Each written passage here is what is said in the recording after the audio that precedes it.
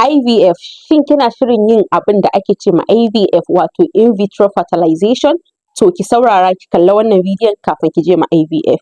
Me IVF? IVF wato ana nufin in vitro fertilization, wato wannan process ne ko kuma wani hanya ne da ake bi ake taimakawa mata da suka kasa haihuwa da kansu ko kuma suka kasa duk hanyoyin da ya kamata a bi an bi kuma sun kasa haihuwa da kansu, sai a musu wannan in vitro fertilization ɗin wato IVF a taimaka musu su samu juna biyu da kansu. Amma kafin ki yi IVF ɗin nan akwai abubuwan da ya kamata ki sani. IVF mata da yawa idan suka yi IVF ɗin nan suna samun nasara, suna samun ciki kuma har cikin da suka samu suna haihuwa da sauransu. Amma wasu za ta ce miki ta yi IVF sau ɗaya, sau biyu, sau uku, sau huɗu, wasu har sau biyar, amma IVF ɗin yana failing. Me yasa? Saboda IVF daga lokacin da za ki je ki yi IVF, na faɗa cewa matan da suka kasa samun ciki da kansu su ake ma wannan IVF ɗin. To idan kina da matsalan PCOS ko matsalan high prolactin ko kuma matsalan hormonal imbalance, idan kika yi IVF ba lallai ya yi aiki ba. Saboda me yasa? PCOS, hormonal imbalance da high prolactin duka hormonal imbalance ne. Hormonal imbalance ana nufin tangarɗa na sinadaran da ke cikin mahaifa. So su wannan hormones ɗin wa'innan sinadaran su ne idan za ki samu ciki ko bayan kin samu ciki ko kuma kina ƙoƙarin samun ciki, su ne suke da alhakin wannan cikin da za ki samu da kuma cikin ya tafi yanda ake so da sauransu. Su hormones sinadarai kenan. So idan aka samu tangarɗa na wa'innan sinadaran wato suka samu imbalance ba sa daidai, to ba lallai ki iya samun ciki ba. Don haka the same thing da in za ki je ma IVF. Idan za ki je IVF kuma kina da hormonal imbalance kuma wannan hormonal imbalance ɗin ba a magance ba, ba lallai in an yi IVF ya zauna ba.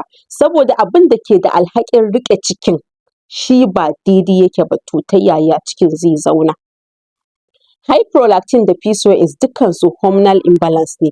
Prolactin wani sinadari ne da ke cikin sinadaran da ke jikin mace, shi ma yana taimakawa mace lokacin da ta haihu, bayan ta haihu da lokacin shayarwa duka.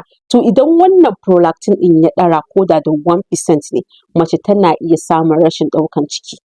And the same thing idan mace ta je za ta yi IVF kuma prolactin level ɗinta is still high, wata ma za ta je miki za ta yi IVF kuma tana zubar ruwa daga nono, kenan prolactin level ɗinta ya ɗara 100 ya yi yawa sosai, IVF ɗinki ba lallai ya zauna ba.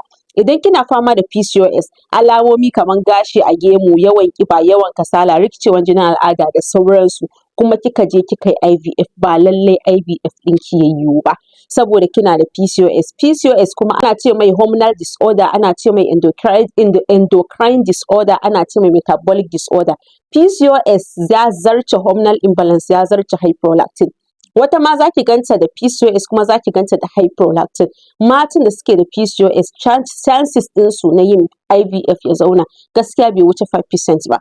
Saboda abin da yake da alhakin ya riƙe cikinki, abin da yake alhakin ya taimaka miki idan an yi IVF ɗin an samu juna biyun ya tsaya, ya samu tangarɗa. To idan za ki je ma IVF kin tabbata an yi trying all means, an yi duk abin da za a yi, kin kasa samun haihuwa, abin da ya kamata ki yi shi ne ki yi reversal. Reversal idan kina da PCOS ko hormonal imbalance ko high prolactin. Kuma reversal it is very simple, reversal bai da wahala. Reversal da za ki yi reversal aƙalla na 12 weeks ne. Za ki sauya abincin da kike ci. To manage any form of hormonal imbalance, idan za a magance kowane nau'i na hormonal imbalance, whether PCOS, whether high prolactin, whether hormonal imbalance da kanshi na su LH, na su progesterone da sauransu, sai an sauya abincin da ake ci, sai an yi dietary modifications. Wannan dietary modification ɗin da za ki na sati 12 shi ne zai yi grooming ɗinki, shi ne zai taimaka miki, wato zai sa mahaifarki ta zama is getting ready for the conception.